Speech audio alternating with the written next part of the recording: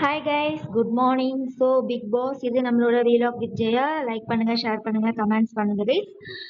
So Anshitha உள்ள வந்துட்டாங்க. So first ப்ரோமோவே இதுதான் கைஸ். சூப்பரா கலக்கல, அப்படியே கேரளா சாரியில கலக்குறாங்க அன்ஷிதா. செம செம. உடனே சாச்சனா தான் கதவை திறந்தாங்க. எல்லாருமே வர்றவங்க எல்லாம் ஸ்டோர் ரூம் வழியா தான் வர்றாங்க. ஒருவேளை ஸ்டோர் ரூம்ல எங்கேயாவது கேப் இது வச்சிருக்காங்களா? நேத்து ரஞ்சித்தும் ஆனந்தி இதுலதான் வந்தாங்க. இங்கிட்ட அன்ஷிதாவும் ஸ்டோர் ரூம் வழியா தான் வர்றாங்க. சரி, ஓகே டன். வந்தாங்க. சூப்பரா வந்து லிவிங் ஏரியால வச்சு எல்லாத்தையும் சூப்பரா பண்ணி பேசிட்டு இருக்கிறாங்க. அதுக்கப்புறம் வந்து நான் வந்து யாரு கூடயும் சண்டை போட வரலை. அதுக்கப்புறம் எல்லாரு கூடயும் இந்த ஒரு வாரம் நான் அன்பாக இருக்க வந்திருக்கிறேன் அப்படின்னு சொல்லி சொன்னாங்க. அதுக்கப்புறம் வந்து அதாவது நம்ம எதிர்பார்த்தது என்னன்னா, நேத்து வந்து தர்சிகா விஷாலோட அந்த லவ் கண்டென்ட்டுக்கு ஒரு ஸ்வாகா அப்படின்னு ஆயிப்போச்சு.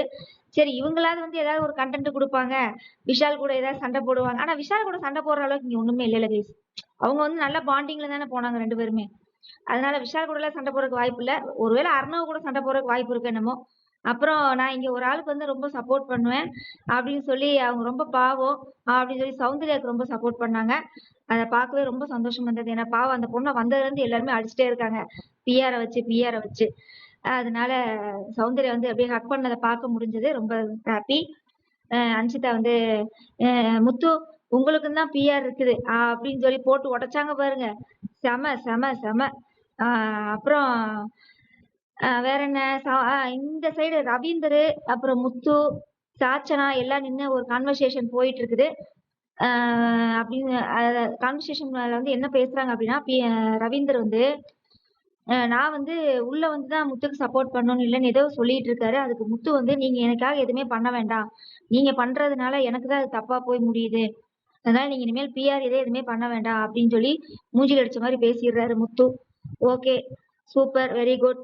அப்புறம் அன்ஷிதா வந்து முத்து உனக்கு தான் பிஆர் வெளியில நிறைய போயிட்டு இருக்குது முத்து அப்படின்னு சொன்னோன்னே அப்படியே மூஞ்சிய உடச்சு விட்டாங்க முத்து மூஞ்சிய. செம செம. அப்படியே எல்லாம் ஷாக்கிங்ல நிக்கிறாங்க. சார், நீங்க எனக்காக எதுவுமே பண்ண வேண்டாங்க சார், நீங்க பிஆர் வேலையை பார்க்க வேண்டாம், எனக்காக சப்போர்ட் பண்ண வேண்டாம். இத முத்து ரவீந்தர் வந்தப்பே சொல்லியிருந்தாங்கன்னா வேலை முடிஞ்சிருக்கும்.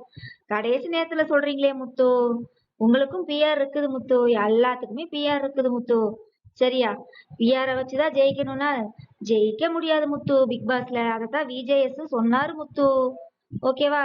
ரவீந்தர் சார், உங்களுக்கு தேவைதான்.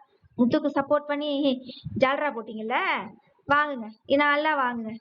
பொங்கல் அதுமா நல்லா டோஸ் வாங்குங்க. பொங்கல் வாங்குறீங்களோ இல்லையோ, நல்லா டோஸ் வாங்குங்க முத்துக்கிட்ட. சார், எனக்காக நீங்க எதுவும் பண்ண வேணாங்க சார். Okay, ton. வேலை முடிஞ்சது. ரவீந்தர் மூஞ்சி அப்படியே செத்து போச்சு. முத்து வந்து அப்படி சொன்னோன்னே ரவீந்தர் மூஞ்சி வந்து அப்படியே செத்து போச்சு.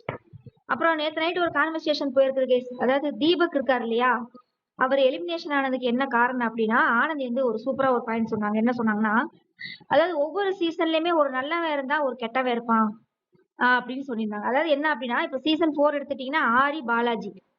அப்புறம் போன சீசன் எடுத்துக்கிட்டீங்கன்னா சீசன் 7ல வந்து அர்ச்சனா, மாயா.